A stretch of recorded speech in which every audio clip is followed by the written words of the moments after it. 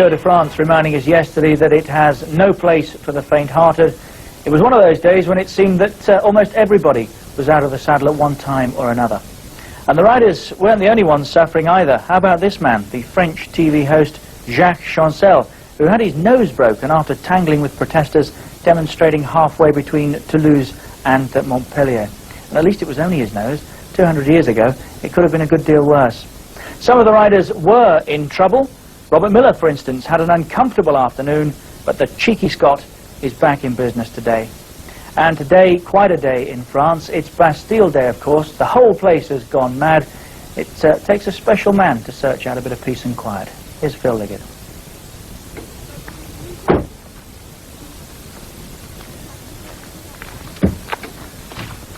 Richard, yes, we're still on the Tour de France, but we're going to have a couple of hours off on the beach enjoying the French on Bastille Day and the flamingos of the Camargue and have a little rest. The actual race itself doesn't start down in Montpellier until midday today, and that'll give the riders a chance to recover from what happened yesterday. Look at this, the headlines this morning. Cuts and bruises in L'Équipe this morning because all the leaders of the Tour saw the other face of the race, and you know the great dangers that always exist every day. Because in fact, men like Turnisseur on the floor had stitches in his head. Eric Bowie, the best Frenchman last year, now has a plate to protect his broken wrist. Also a man complaining of a possible broken wrist is Urs Zimmermann. He says he may not even start this morning. And our own Robert Miller too. He was injured. They flew in a chiropractor last night from Paris to have a look at a damaged neck. But as far as we know, Robert is A-OK. So the Tour goes on today. It is Bastille Day. You'd expect the Frenchman to win the stage today. The other riders, of course, they will think differently. This is a great Tour de France. We're going to have a great day, Richard, and if we're not there at the finish, don't worry, start without us. Well, it's all right for Sam, isn't it? And unless I'm mistaken, that's the third day in a row we've seen those red shorts. Unless he gets them laundered soon, I think they're going to be in Paris before he is. Right, let's check the overall classification. No change. It's still Laurent Fignon, fittingly, on a day that the whole of France is celebrating, from Greg LeMond. Then it's Charlie Motte and Delgado. Andy Hampston, 5 minutes and 18 seconds back, and looking forward to clawing some of that back in the mountains. Sixth is La Jarretta. The stage today, 13, takes the riders the 177 kilometres, 110 miles from Montpellier to Marseille. It's flat and fast again, and let's hope that Sean Kelly, perhaps, can find the legs for a win. Let's join the action. Here's Paul Sherwin and Ver.Ⅱ. Another scorching hot day then on July the 14th, the 13th stage between Montpellier and Marseille, and the field in good humour. Thierry Marie giving us all a song on the trumpet, while the riders have their own type of celebration. It wasn't a great celebration though after around 20 kilometres this morning, because at Lunel the race was stopped yet again by a demonstration, and the riders were held here for almost 3 minutes. And the yellow jersey of Laurent Fignon in a spot of bother had to make an early change of bicycles. It wasn't a serious problem, because for the first 2 hours of the race this morning the field was certainly in no hurry. But they were the first catch sprint, and it was the green jersey of Sean Kelly who gets the points, increasing his overall lead in both the red jersey competition and the green jersey competition. He really is having a marvellous Tour de France. And as we rejoin the race live, this is an amazing situation developing. We're still approximately 70 kilometres from the finish, and the yellow jersey of Laurent Fignon and Charlie Motte have attacked the field. I've never seen this on a flat stage of the Tour de France before, but Motte is the man who started the attack, and it is in fact Fignon who's marked him immediately, and the field, which is split up already anyway under the impetus of an attack at the feeding station, appears to have allowed the two most dangerous Frenchmen in the race to escape. And I can't understand this move by Fignon, Paul. Well, really, the only reason they're trying to do it is possibly to try and get this group away, because the bunch here is split. But it's really a stupid thing to do, is they're discussing with each other what's going on at the moment, because nearly every favourite is present in that group behind. There's nobody of any note missing. Possibly Indurain. I didn't catch Indurain's number, but I missed one of the two of the numbers. The only reason they can be doing this is to try and pull this front group away. Well, Motte is expectedly receiving no help at all from Fignon, but they're going away from the group at the moment, and this is really quite amazing. And Fignon has gone to the front now. He's realised the gap is opening, and this is the leading group. This is the chasing group. There's Ron Kiefel just going down the back of our picture there. As far as we know, this big group formed just after the feed at 93 kilometres. Well, this is Charlie Motte, and there is Laurent Fignon, and these two riders have surprisingly launched an amazing attack here as they're running virtually alongside the Mediterranean, heading towards Marseille. It is absolutely boiling, the temperature as high as it's been since the tour began, and Charlie Motte was the rider who rather cheekily launched the attack, and Laurent Fignon has picked up his wheel, and when the gap opened, he started now to work with Charlie Motte, and Pedro Delgado and Greg LeMond really would not have expected such a cheeky move. Reaction coming from Chateau Dax. 5 riders, by the way, didn't start the tour as we expected this morning. Eric Bowyer did not begin the race. Josh Hikes also crashed yesterday. He's out. He's the rider you remember won that special prize at the 1,789th kilometre a couple of days ago. Denis Roux, the rider we saw lying in the road in that big pile-up about 60 kilometres out from the finish yesterday, he also didn't start this morning, and neither did the man involved in that crash, Francesco Rossignoli from Stephen Roche's Fagor team. The other retirement was Alberto Volpi from the Chateau Dax, making 5 riders not taking the start this morning. Well, it's amazing here, Phil, because there's another of the leaders going away there. That's Bugno, who's just got rid of Jusado from the BH team. Well, this Tour de France is not going to lie down, even on the flat roads that link the Pyrenees with the Alps. This is Bugno going clear here from Chateau Dax. He's had a great Tour de France. He won the stage last year. He's sitting up now, taking a look over his shoulder. But these two are waiting for nobody at all. They've still got somewhere in the region of 70 kilometres to go to the finish. It's an awful long way, which could either work for them or against them. Well, it is strange, Phil. There's a long way to go. But Fignon is obviously very worried about the form that Delgado showed in the last few mountain stages.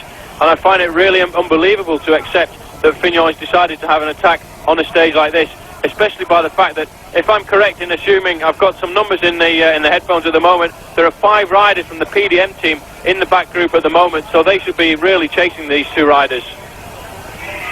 Well, maybe they, like everybody else, will be a little bit stunned by this attack. They may even be saying to themselves, Fignon's absolutely mad, it's total suicide, and let him fry himself out in the sun. Well, the answer will come as the next hour or so unfolds, because Fignon has committed himself to go for it. He's checking over his shoulders here to see what's going on. Motte prepared to work with him. Motte's never won the Tour de France, but he's led it a couple of years ago, and he's heading down to his home in the Alps as well. Fignon, of course, has won the Tour de France twice, and this year he's made it quite plain to everybody he wants to do the double. He's already won the Tour of Italy, and he'd like now to win the Tour de France.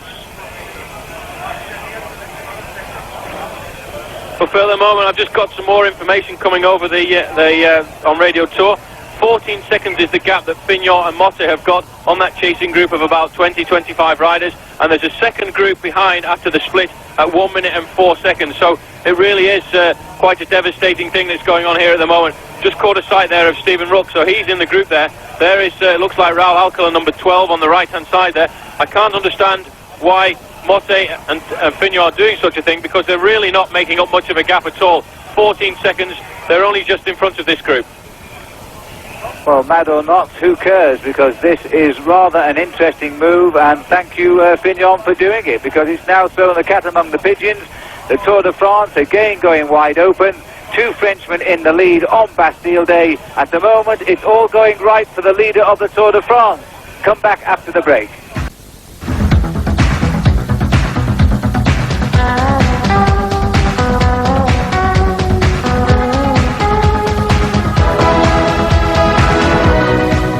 Welcome back, and what an extraordinary stage we've got on our hands today. When we left the riders a couple of minutes ago, we had 2 away, both Frenchmen, Charlie Motte and Laurent Fignon, who of course is leading the race. They surprised everybody with an almost suicidal break about 85 kilometres from home, and what we need to know now is, are they still away, Phil? Well, here are the 2 leaders now as they come up towards the top of the Côte d'Orove. And this has been a hard and bitter chase by the riders behind, but they have them at last in their sight. It's gone on now for almost 50 kilometres, and the yellow jersey and Charlie Motte are, I think, about to surrender to the chase that's been put up largely by Greg LeMond and Pedro Delgado and Andy Hampson. They're cheered over the top of the climb, and there they are, being led by Ver.Ⅱ, the king of the mountains at the moment. The Robert Miller group, by the way, is still behind. They're still fighting to come back into this race, and there are 10 of the riders in the top 20 places overall in that group with Miller. But there we are. This has been one of the memorable attacks of this year's Tour de France, and the yellow jersey is going to have to surrender now. But Greg LeMond and Pedro Delgado must have had the fright of their lives. But what a day it's been, because not only have they put on a show of force, but they've absolutely exploded the race, because behind the group that was 25 riders at the bottom of the last climb is now only 12 riders. We've got Greg LeMond there having a quick word with Ⅱ. I'm not sure what he's going to be saying, but it really is amazing what's gone on here as these riders have come back to Fignon-Motet. Well, LeMond put his arm around Ⅱ there, and I'm sure he'd say thanks for your help, because the PDMs had as much to lose as did Greg LeMond, and he had no teammates, Greg, in this breakaway in the end, because they were all dropped in the speed of the chase to pick up the yellow jersey. Now, what's LeMond doing now? Don't tell me he's going to have a little attack. I don't think he is. Well, now what remains to be seen, if they slow down, will they slow down long enough to allow Miller's group to come back on?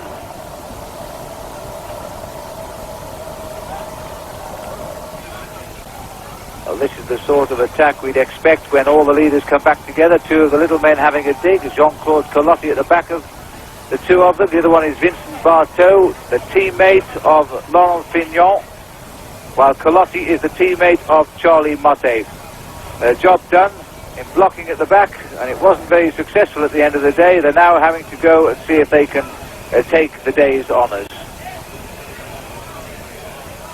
These are the two riders chasing those two men who've just broken away. This is Gianetti, and I think he's alone now, but he originally went clear with Ludo Peters, who must have sat up straight away and gone back into the chasing group. So Gianetti, the man who rides the Tour de France with a broken nose following a crash very early on in the Tour, chases these two riders. Barteau is doing most of the work in this leading group. Gianetti surrenders to the pack behind on this long climb here. And as we look at Gianetti waiting for the group, the time check now is 50 seconds to those two leaders, and it could be that two Frenchmen are once again on the attack on Bastille Day. Here they are, the crowd's enormous, but it looks as though Barteau has gone on his own. Colotti, in fact, has recovered not long from a puncture today, and he's gone in this attack. He was never matching Barteau. Barteau's realised it, and if he's going to win today, he's got to go alone. And this is a man who once led the Tour de France in one of the years that Hinault won, Bernard Hinault. He led the Tour for 10 days, and that really is the only claim he's ever had to fame. He's not won much more since then. Well, Phil, this is somewhat of a resurrection, another one in the Tour de France, because a couple of years ago it looked as if Barteau was going to end his career as well, because he went from the System U team, what was originally the Renault Elf team, and he went to smaller teams. He went to a team in Belgium. He's been really scraping around to get a team, and Cyril Guimard has brought him back into the Super U rally team, and he really is a changed man. He's devoted to his sport again, and look at the way he's forcing his way up this climb. Let's not forget on this day for the French that Vincent Barteau is riding a rally bicycle built in Nottingham, as all of Fignon's team are. And now he breaks clear of the field, and one would expect, Paul, that if his legs don't let him down here, that he now has a realistic chance of winning this one. Well, if he gets over the top of this climb with the 50 seconds lead that was announced just before, he stands an extremely good chance. It's a very, very fast finish all the way down from the top of this climb into the streets of Marseille, along by the port of the Canebière, a small circuit of 2.8 kilometres. If he can keep that gap over the top, he stands an extremely good chance of winning. Looks like he's quite tired there, just getting a little bit of breath back, throws his bottle away to get rid of the last bit of weight, and now he's going to attack the descent. So Barteau then, carrying the colours of France today on Bastille Day, down to the old port of Marseille, and an enormous cheer goes up from the crowd. A Frenchman in the lead. They've waited in lovely sunshine to see him come through. He hears the bell because he has one lap to go, and listen to that. That's the cheer of France today on Bastille Day. The French have tried to win it in every way possible. The yellow jersey himself has had a go, so has Charlie Motte. And this is Jean-Claude Colotte, who was left by Barteau, still hanging on. Yeah, he's still hanging on. He couldn't keep up with Barteau as they went up that last climb. He really was suffering. And now he's suffering to hang on for second place here, because not very far behind him, coming around that top corner, we'll see the rest of the field. There's Colotte comes through the finishing line. It's a pursuit, it's a man against man, but it's a long way to go. The way Bartow's going at the moment, I think he's going to hold on to this. Well, he made the move that was to be expected when the big boys had stopped annoying one another. He went out front. He knew they wouldn't chase him because they were watching each other too closely. He got the gap. Colotte read it right. We didn't have the legs to carry it through. So Colotte goes through in second place. We go back up to the leader. Look at the crowds in the streets of Marseille today. It's rather like closing down Oxford Street and Regent Street and making way for the Tour de France, because the whole of Marseille has come to a standstill.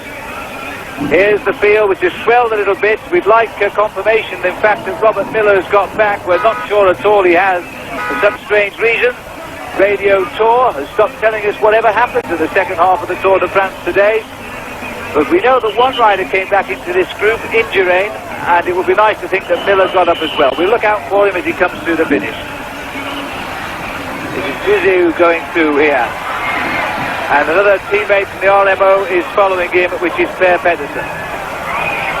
The main field goes through, and we didn't see Robert Miller in that group, I must confess, although there was a Z Peugeot rider in there. They're too far behind to stop this man winning now. Barteau having his lap of honour around the streets of Marseille today. So he's back. A rider who led the Tour de France for 12 days almost by default. He went on a lone escapade. Well, not exactly a lone escapade. He went on a break with a Portuguese rider in 1984. And he won the yellow jersey. And he held it for 12 days after that before he finally passed it over to none less than Laurent Fignon. Well, I think Barteau is really starting to suffer a little bit now. He's got that extra 3.8 kilometres to go. I think he was a little bit surprised as he goes through there. He's really starting to rock the body a bit. But on the line he had something like a minute's gap.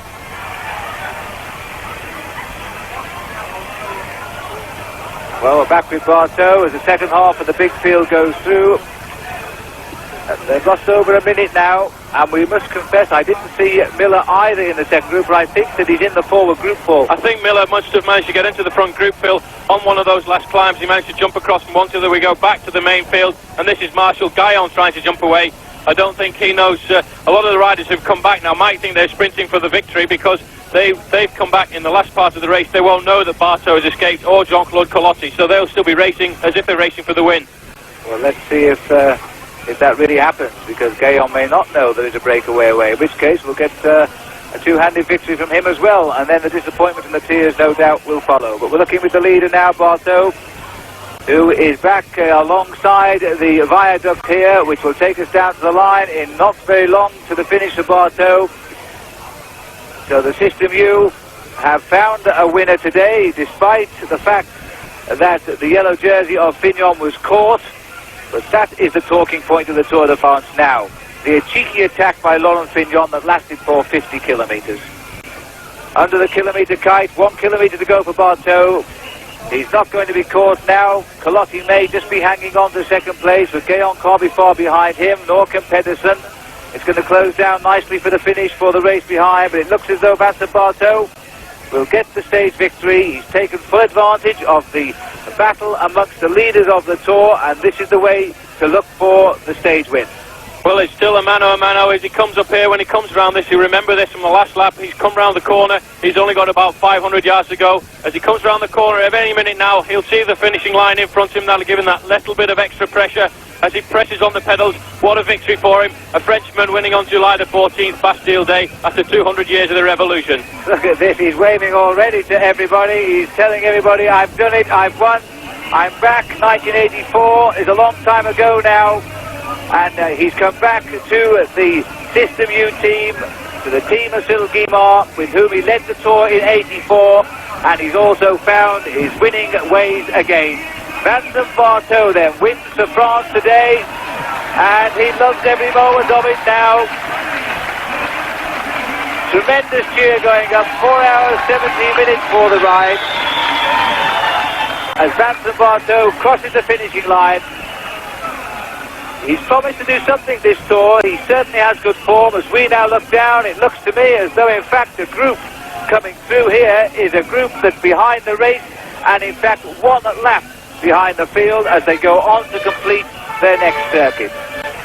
This is the man who's really in second place today, Marshal Guéon, so we must assume that Pedersen has been swept up, so too is poor old Colotti, as Marshal Guéon is now in second place, putting the French still, oh no, there's Colotti. They've gone back to Colotti taking second place on the line. Jean-Claude Colotti hung on to second place. So did Pedersen also stay out there, or will we see Guéon make it 1, 2, 3 for the French today?